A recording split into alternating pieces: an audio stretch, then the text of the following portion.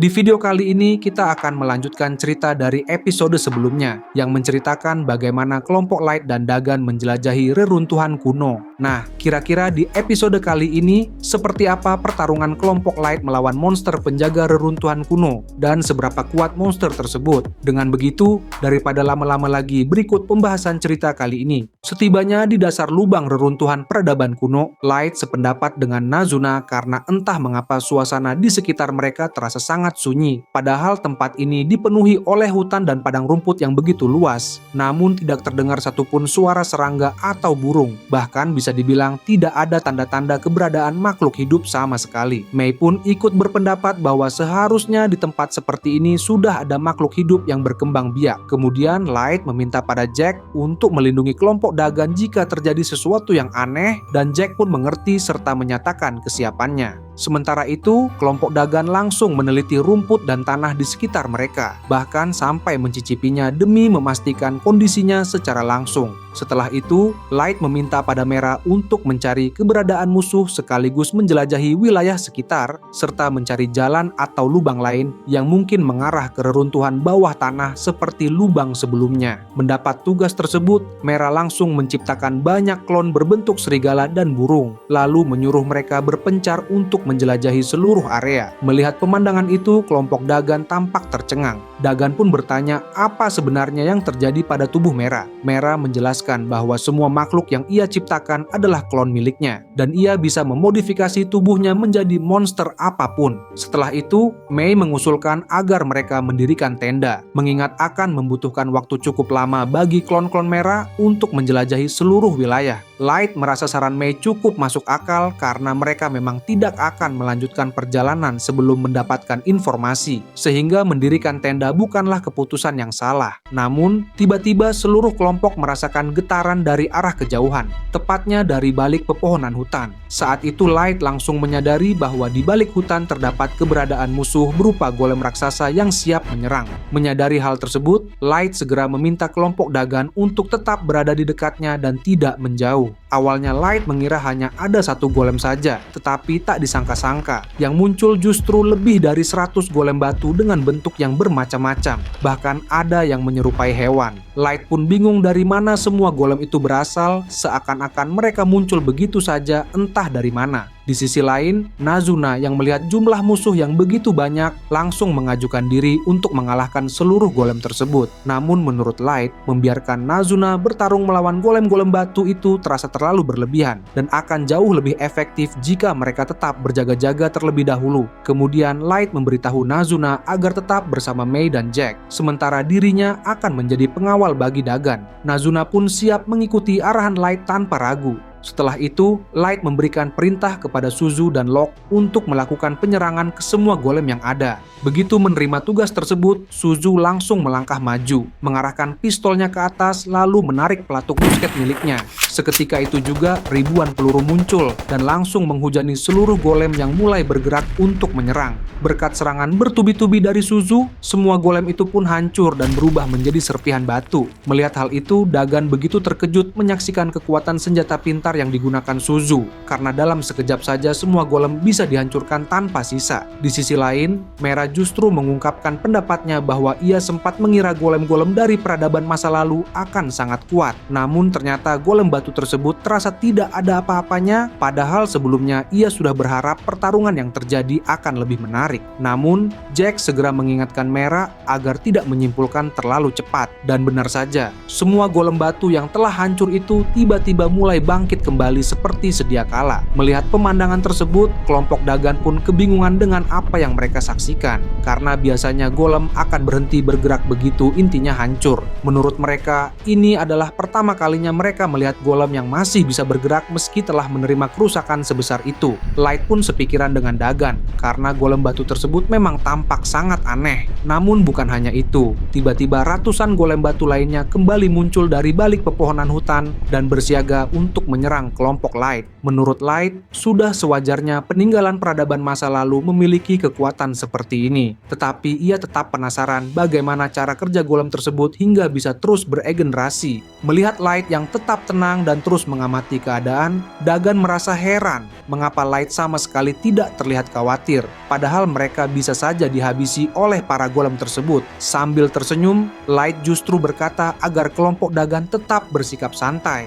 Setelah itu, Light kembali memberi perintah kepada Suzu dan Locke untuk menghancurkan semua golem agar kelompok Dagan tidak semakin cemas. Di saat ratusan golem mulai menyerbu kembali, Suzu langsung melancarkan serangan dan menghujani mereka dengan hujan peluru yang begitu dahsyat. Sama seperti sebelumnya, semua golem itu kembali hancur dengan mudah. Dan bagi Light, keberadaan para golem tersebut memang tidak ada apa-apanya di hadapan kekuatan Suzu. Namun yang mengejutkan, bahkan setelah semuanya dikalahkan, para golem itu masih bisa bangkit kembali. Menurut Light, sebanyak apapun golem yang bermunculan, mereka tetap belum menjadi ancaman serius, hanya saja akan sangat merepotkan jika harus terus menghancurkan mereka berulang kali tanpa henti. Kemudian Light meminta kepada Mei untuk membawa satu golem kepadanya. Setelah golem itu diletakkan di atas kain, Light langsung menghancurkannya untuk memeriksa bagian dalamnya. Namun anehnya, tidak ditemukan adanya inti golem sama sekali. Salah seorang rekan Dagan pun mengatakan bahwa seharusnya setiap golem memiliki inti,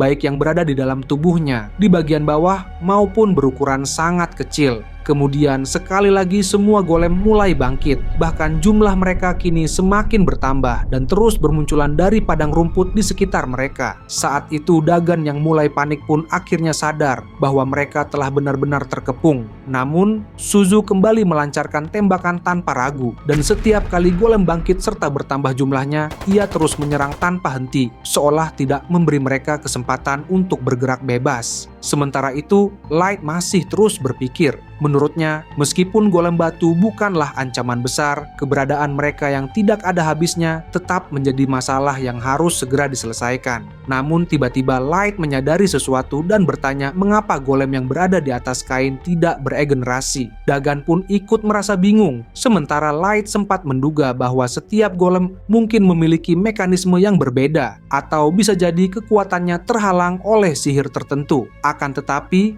jika memang demikian, maka seharusnya semua golem akan berhenti bergerak saat mendekati Suzu. Namun kenyataannya tidak demikian. Setelah mengamati pergerakan golem dan berpikir sejenak, Light akhirnya mulai memahami penyebabnya. Untuk memastikan dugaannya, Light meminta Mei menghilangkan kain tersebut. Dan benar saja, begitu kain itu diangkat, golem yang sebelumnya tak bergerak langsung beregenerasi kembali dan mulai menyerang. Melihat hal itu, Light segera memberi perintah, lalu Mei langsung memotong golem tersebut dan kembali meletakkannya di atas kain. Dari situlah misteri golem mulai terungkap, meski Dagan masih kebingungan mengenai di mana sebenarnya letak inti golem berada. Karena meskipun tubuhnya dihancurkan, golem itu tetap bisa bangkit kembali. Light pun sependapat dengan Dagan, karena bagaimanapun tanpa inti seharusnya golem tidak akan bisa bergerak. Sementara itu, anjing golem tidak dapat bergerak di atas kain karena kain tersebut tercipta dari benang sihir milik Mei. Maka hanya ada satu kesimpulan yang masuk akal, yaitu kemungkinan besar tanah di dasar lubang inilah yang menjadi inti dari seluruh golem. Mengetahui hal tersebut, Dagan pun berteriak terkejut karena berarti seluruh permukaan tanah merupakan bagian inti golem itu sendiri. Di saat Suzu terus menghabisi ratusan golem yang terus bermunculan tanpa henti, kedua rekan Dagan akhirnya juga memahami bahwa tanah adalah inti dari seluruh golem. Dagan pun semakin yakin akan hal itu, mengingat para golem memang muncul langsung dari permukaan tanah. Sepertinya teori Light memang benar, bahwa jika seluruh ruang bawah tanah ini tidak dihancurkan atau dinetralisir, maka semua golem akan terus bangkit tanpa akhir. Salah satu cara untuk menghentikannya adalah dengan bantuan Ice Heat atau Ellie, dengan menutupi seluruh permukaan tanah menggunakan sihir es. Tidak lama kemudian, salah satu klon merah kembali dan tampaknya telah menemukan sesuatu. Klon itu langsung menyatu kembali dengan merah agar ingatannya ikut bergabung. Setelah menyatu, merah memberitahu bahwa terdapat sebuah lubang lain yang mengarah ke ruang bawah tanah berikutnya, yang terletak di dalam bangunan berbentuk spiral. Dari situ, Light akhirnya mengetahui bahwa masih terdapat lapisan bawah tanah lainnya. Berkat informasi tersebut, Light pun memutuskan untuk segera menghentikan pergerakan golem batu. Kemudian, ia menggunakan kartu double perekat skala besar untuk menghentikan seluruh pergerakan golem. Dengan begitu, mereka akhirnya dapat melanjutkan perjalanan menuju lokasi lubang berikutnya. Menurut Light, karena golem batu tidak ada habisnya, maka tidak perlu lagi bersusah payah untuk terus mengalahkannya. Sehingga Merah diminta untuk segera memandu mereka ke lokasi tujuan. Sebelum bergerak, Merah langsung mengirimkan sinyal untuk memanggil seluruh klonnya agar kembali berkumpul. Setelah itu, mereka pun mulai menuju lokasi berikutnya. Sementara Suzu terus menembaki setiap golem yang muncul dari permukaan tanah. Hingga 1 jam berlalu, akhirnya mereka sampai di lokasi lantai bawah tanah berikutnya. Melihat adanya retakan besar di penutup lubang, Light berpikir bahwa kemungkinan ada yang pernah mencoba memaksa membukanya. Dan besar kemungkinan itu adalah perbuatan para petualang yang dahulu dikirim oleh ras kurcaci. Kemudian Light kembali meminta bantuan kepada Mei untuk melakukan hal yang sama seperti sebelumnya. Setelah semua masuk ke dalam kotak, Mei memberitahu bahwa mereka akan segera turun ke bawah dan meminta agar tidak ada barang yang tertinggal. Karena semua klon Merah telah kembali, mereka pun bisa melanjutkan perjalanan tanpa hambatan. Di sisi lain, Dagan mulai memahami mengapa para peneliti yang pernah datang tidak pernah kembali, mengingat betapa dalamnya lapisan bawah tanah peradaban kuno ini. Meski begitu, jika mereka berhasil mendapatkan teknologi yang dimiliki golem batu, maka hal itu akan membawa perubahan besar dalam keseimbangan kekuatan di dunia permukaan. Light pun sependapat karena jika teknologi regenerasi golem bisa dipelajari, maka itu sama saja dengan memiliki pasukan yang dapat menyerang tanpa henti. Namun secara pribadi, Light justru semakin tertarik untuk melihat sejauh apa kemajuan peradaban masa lalu di lapisan berikutnya. Tak lama kemudian, Mei memberitahu bahwa sekitar 100 meter lagi mereka akan mencapai ujung lubang. Setelah itu, Mei pun membuka jendela, dan seketika mereka semua dikejutkan oleh pemandangan yang luar biasa, di mana terbentang sebuah lautan yang begitu luas di dalam perut bumi. Mengesampingkan soal bahaya, pemandangan itu terasa sangat tidak masuk akal untuk bisa diciptakan oleh seseorang. Akhirnya mereka mendarat di sebuah pulau kecil di tengah lautan tersebut. Begitu turun, kelompok Dagan langsung berlari dan mulai menggali di sekitar pulau untuk melakukan penelitian. Melihat hal itu, Light sempat mengira mereka akan langsung melompat ke laut. Setelah itu, Light meminta Merah untuk menjelajahi lingkungan sekitar. Mendapatkan perintah tersebut, Merah langsung menciptakan banyak klon burung untuk mengumpulkan informasi di sekitar pulau. Sambil menunggu semua klon kembali, Light memutuskan untuk beristirahat terlebih dahulu karena akan sangat berbahaya jika memaksakan diri menyeberangi lautan luas tanpa informasi yang jelas. Tak lama kemudian, Dagan menghampiri Light untuk meminta izin melakukan penelitian di sekitar pulau. Light pun mengizinkannya, selama Dagan tidak menyelidiki apapun yang ada di bawah laut. Mendengar hal itu, kelompok Dagan terlihat sangat senang dan langsung mengucapkan terima kasih.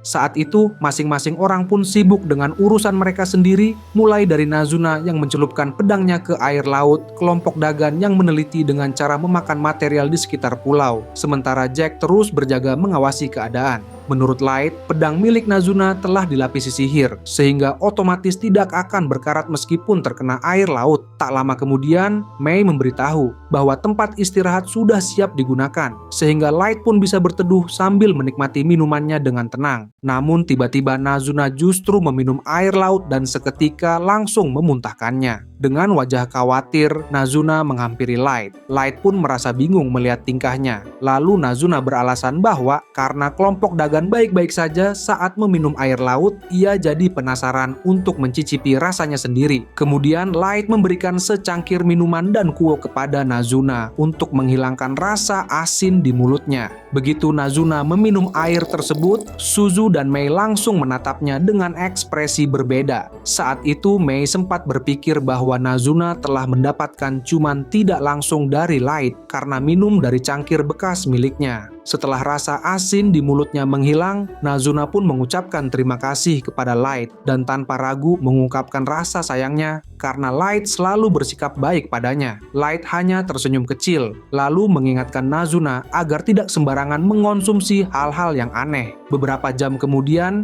Merah akhirnya mendapatkan petunjuk dari klonnya yang telah kembali, bahwa di arah selatan tampaknya terdapat sebuah pulau kecil dengan 2 bangunan spiral di atasnya. Mendapatkan informasi tersebut, Light berterima kasih kepada Merah atas kerja kerasnya selama ini. Namun Merah justru berkata bahwa Light tak perlu berterima kasih karena baginya membantu dan melayani Light sebagai tuannya adalah kebahagiaan tertinggi. Entah mengapa, Mera memang sedikit ditakuti oleh beberapa orang karena sisi mengerikannya saat bertarung. Tetapi dalam keadaan normal, ia justru mudah diajak berbicara dan tetap memiliki akal sehat. Bahkan Light berpikir bahwa Mera adalah gadis yang cantik dan jujur. Berkat informasi dari Mera itulah, mereka akhirnya memutuskan untuk menuju ke selatan. Meskipun Light sempat bingung bagaimana cara menyeberangi lautan luas tersebut, namun melihat situasi yang ada, menggunakan sihir terbang jelas menjadi pilihan terbaik. Setelah itu, Light langsung menggunakan kartu Fly agar semua orang bisa terbang selama 1 hari penuh. Karena kelompok Dagan belum terbiasa terbang,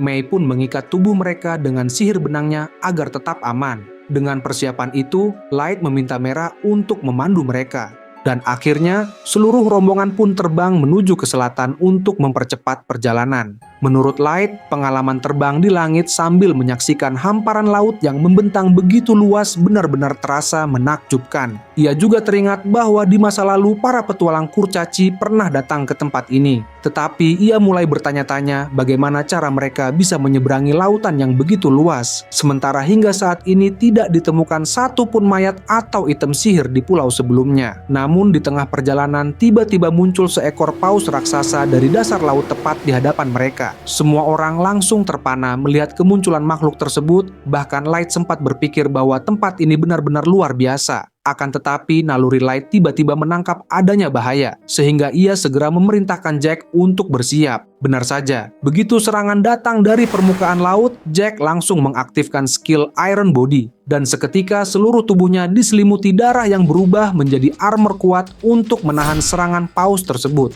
Dari sana, Light juga merasakan niat membunuh yang jelas dari paus raksasa tersebut, yang ternyata tak lain adalah golem batu yang bertugas menyingkirkan semua penyusup. Mei pun segera menggunakan sihir penilaian dan mengetahui bahwa monster yang menyerang mereka bernama Paus Biru dengan level 3000. Menurut Light, meski Paus Biru lebih lemah dibandingkan Orochi, kekuatannya mungkin setara dengan Kapten Hardy. Hal itu justru semakin membuat Light penasaran, seberapa maju sebenarnya teknologi peradaban masa lalu dan mengapa peradaban semaju itu justru bisa musnah begitu saja. Karena Paus Biru kembali bersiap menyerang, Light segera meminta Jack dan Mei untuk melindungi kelompok Dagan. Sementara itu, begitu Paus Biru melancarkan serangan berupa peluru air berkecepatan tinggi dari punggungnya, Suzu dengan cekatan langsung menangkis seluruh serangan tersebut tanpa memberi celah sedikit pun. Light berkata bahwa sebenarnya ia ingin mengajak semua orang melihat Paus Biru lebih dekat, tetapi karena makhluk itu melakukan perlawanan, tidak ada pilihan lain selain menghabisinya. Setelah itu, Light pun meminta Mera dan Suzu untuk menghadapi Paus Biru secara langsung, dan keduanya langsung mengerti tugas tersebut. Mera kemudian memberitahu Suzu bahwa ia membutuhkan sedikit waktu untuk memanggil makhluk Chimera yang bisa digunakan di dalam air. Sementara Locke langsung berkata bahwa tugas mengulur waktu biar diserahkan kepadanya. Suzu pun segera terbang mengikuti pergerakan Paus Biru, dan begitu bayangannya terlihat dari atas, ia langsung menghujani dasar laut dengan tembakan tanpa henti.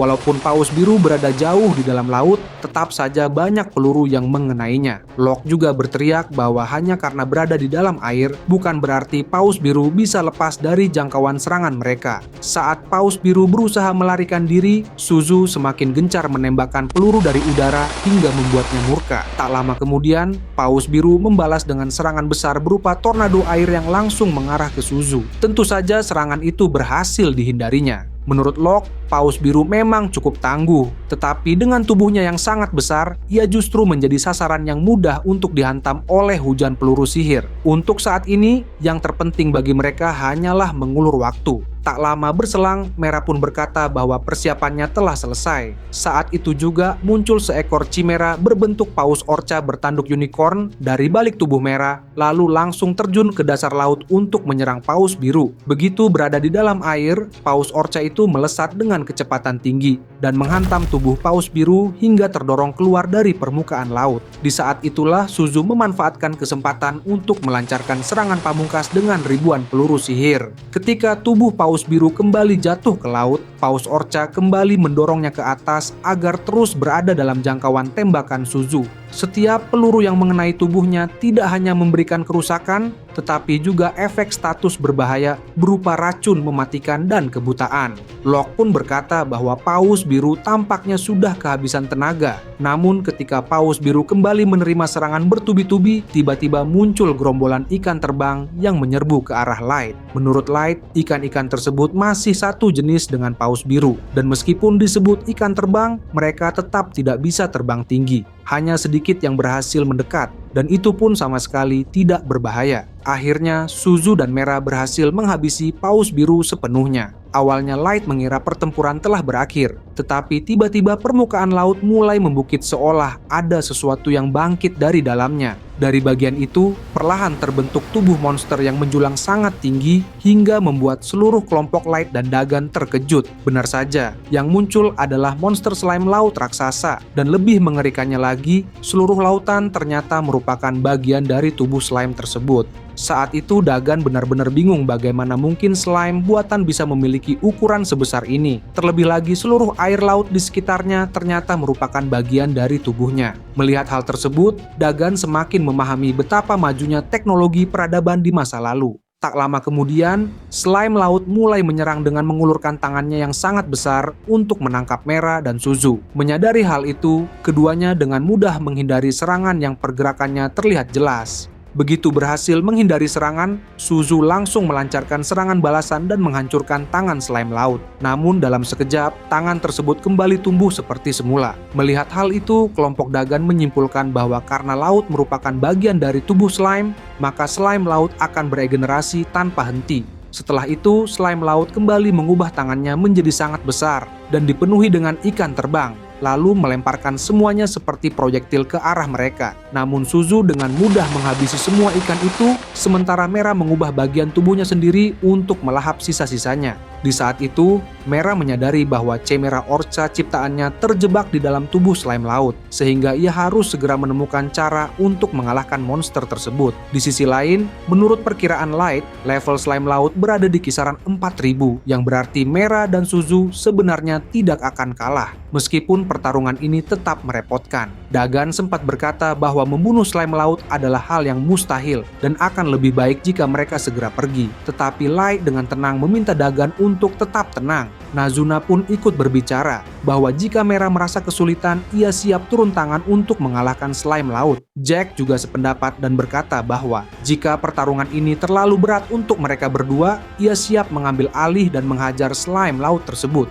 Mera lalu berterima kasih kepada Nazuna karena telah mengkhawatirkannya, tetapi baginya monster slime bukanlah masalah sampai-sampai ia membutuhkan bantuan. Ia juga berkata bahwa dirinya akan mengalahkan slime laut tanpa menyebabkan kerusakan berlebihan, sekaligus memperingatkan Jack agar tidak mencoba mencuri tugas yang telah diberikan Light karena ia tidak akan segan menghajarnya. Karena tidak ingin berlama-lama, kali ini Mera langsung berniat mengakhiri pertarungan. Ia menciptakan banyak klon ikan yang jatuh ke dasar laut dan berenang dengan kecepatan tinggi. Mera kemudian menjelaskan bahwa dirinya juga merupakan makhluk Chimera, sehingga ia memahami cara kerja monster seperti slime laut. Ia menduga bahwa monster bertubuh raksasa biasanya memiliki otak kedua yang terletak di bagian bawah tubuhnya. Jika slime laut menjadikan air laut sebagai tubuhnya, maka besar kemungkinan otak keduanya tersembunyi di dasar laut. Melalui semua klon ikan ciptaannya, Mera akhirnya berhasil menemukan inti tersebut dengan menggunakan indera penciuman khusus yang bahkan mampu mencium artefak di dasar laut. Saat itu juga, inti kedua slime laut berhasil dihancurkan.